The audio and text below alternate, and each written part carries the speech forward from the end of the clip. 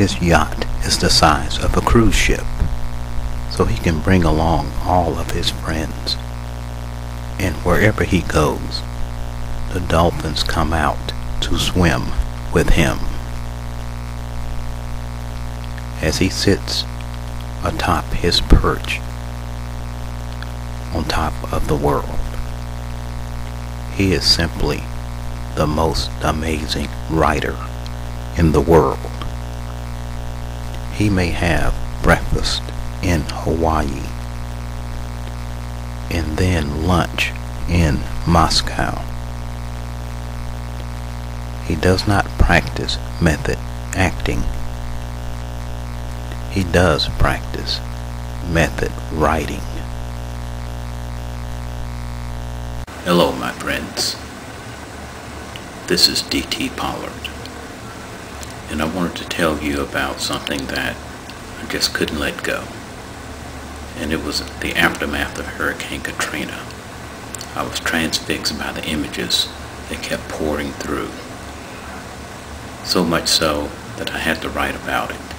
But not about the enormity of the entire storm, but about the effect it would have on a single solitary life. And the life that I wrote about is a woman who's a survivor. And her nickname was the Rooftop Diva. But her name in this book is Monique Devereaux. She was from the 9th Ward, and she came from 2 different worlds. And she ended up in a strange city and had to start her life over again. But what I wanted to do was not to just write about a short period of time. So I wrote about Monique's life and how it would unfold for the next 18 years. And afterwards, I had to visit the place that she came from. So I went on an amazing trip to New Orleans to see where Monique Devereaux got her start. Thank you, my friends. After creating Monique Devereaux, who survived the raging storm, he took a visit to New Orleans to see what all went wrong. Katrina could have hit the day before, and not 3 years before as it was. But he found a spirit to rebuild and actions to create new homes, and a fighting spirit of the winner, as Monique's story became a bestseller. He is simply the most amazing writer in the world. If he finds a cliff, he will dive from it. If he writes about a volcano, he will find one and look into it. Hello, my amazing friends. This is D.T. Pollard, and I was fascinated by the modern religious phenomenon that dominates the landscape today. And that phenomenon is the modern megachurch. So naturally, I had to write a book about that. But not about the church itself, but about the people behind the church. So what I did is wrote about a megachurch pastor and his wife who rose from poverty and obscurity to lead one of the largest megachurches in the world. And I titled that book, Fool's Heaven. And in order to write this book properly, I had to dig into my background, which is from a small rural town, and then bring this couple up to a very large modern city and look at the world from their eyes as they move from innocence to opulence.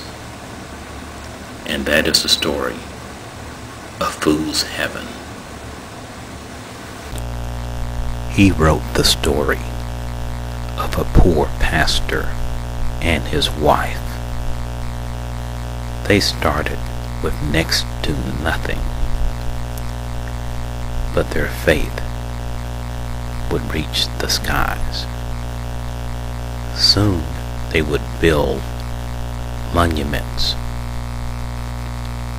taller than any had ever seen, with ceilings laced with gold and all the trappings that wealth would bring. Their story became a reviewer's favorite. All work and no play makes the most amazing writer less amazing. So it was time for recreation. A game of skill was just the thing. And of course, he was victorious. He had always been curious about the moon. So he decided to take a trip there and find out for himself. Once he returned, he decided to learn how to fly and started at the top. And then he acquired a most amazing jet, where he would fly all of his most amazing friends to one of his favorite vacation spots. If you look out the right side, you can see Waikiki Beach and also Diamond Head.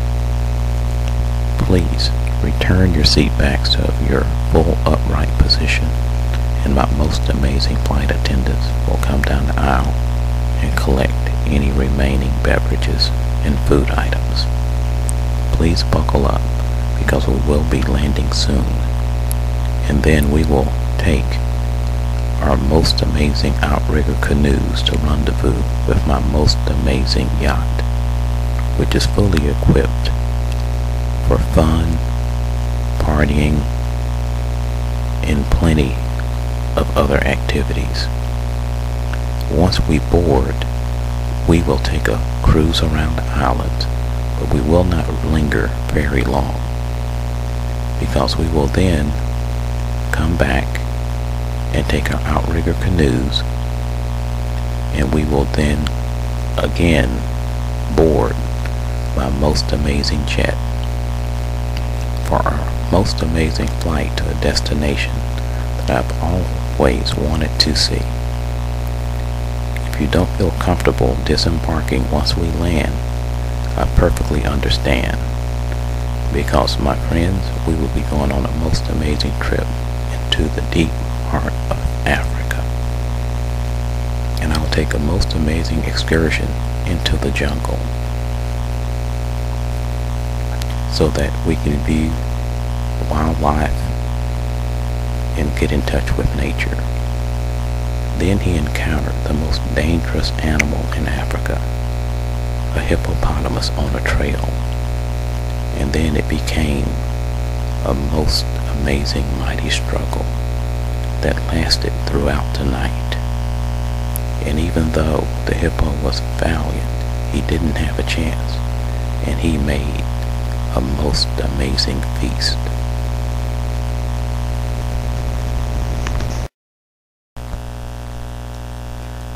With his mind and spirit renewed from a long bout of recreation, it was time to get back to work, and something was on his mind. Hello, my amazing friends. This is DT Power. And what I want to talk to you about today is something that is hard for us to escape, and that is the incredible economic upheaval that presented itself during the fall of the year 2008. And it had that rare occurrence of the financial, the economic, and political all colliding at once, because it was also in the middle of a heated presidential campaign. And some of our fellow citizens were even forced to take measures such as living in tent cities. Jobs are being lost by the hundreds of thousands in the United States, and the repercussions reverberated worldwide as the housing market collapsed. So I wrote a book about this, drawing on everything I've known from my business background and education and 30 years in the business world. And the title of this book is Tarp Town USA. And in order to really write a book like this, I had to dig deep into what was really going on in the economy. And my friends, it is an amazing occurrence. Thank you. He went to the seats of power in government to try to find answers for what happened. But after finding no one that could answer, he decided he needed to find a common man. And he found a common man doing a common thing, mowing his lawn. So he decided that he would interrupt the common man so that he could talk to the most amazing author. And maybe the common man could tell him exactly what went wrong when the economy collapsed. I'm living here in Tarp Town. The auto dealer just shut down.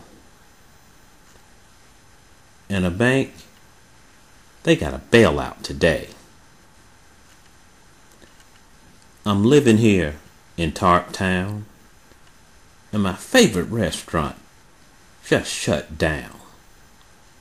In Circuit City, they've gone away. I'm living here in Tarp Town, and this is where the Cowboys will play.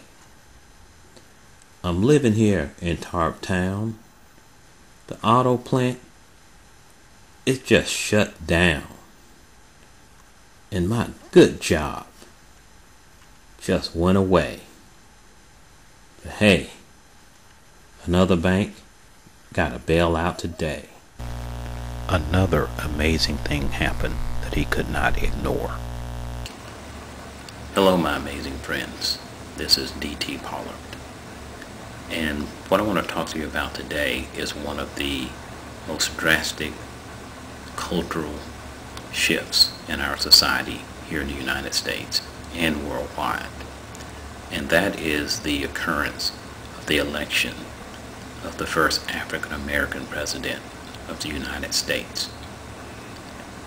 In and of itself, it represents a milestone, but it may also signal a baseline shift in our society. And whenever those things happen, and in particularly in the middle of an economic storm, there are bound to be some social tensions that erupt, as some people see that maybe their one secure place in society is threatened, when really it's just a natural growth of a multicultural nation. So I wrote a book about this that delves in some of the taboo subjects in our nation's history. And the title of this is quite provocative, and it has elicited quite a response. The title of this book is Obama Guilty of Being President While Black. Now, at first blush, some say that sounds harsh, but in reality, it's inescapable, because the first time a sea change of that magnitude takes place, there are going to be friction, resistance, and outbursts. Thank you, my friends. The most amazing writer decided to solve one of the oldest mysteries in the world. And that mystery was, did fish like Cheetos? And conclusive proof was gathered that indeed fish do like Cheetos.